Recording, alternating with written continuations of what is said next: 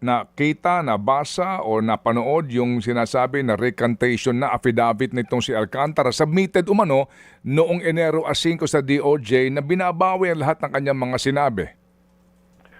Paano yung 100 plus million na binigay niya, babawain din niya?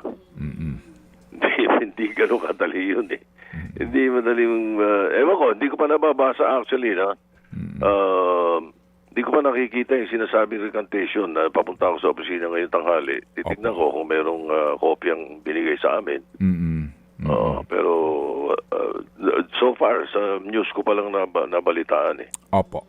Pero ito pong sila Alcantara, if you recall, humarap sila in the Senate at even before basahin yung kanyang sinumpaang salaysay, meron pa siyang mga paunang statement na sinasabi, di ba, kesyo galing sa puso, mga ganun pong mga lahat po iyon on record at yung kanyang at ang inyong kopya ng kanyang sinumpaang salaysay duly notarized po, everything is above board.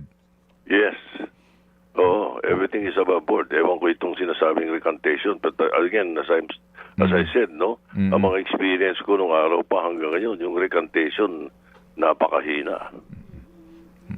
Kahit sa husgado, laging matibay yung unang statement eh.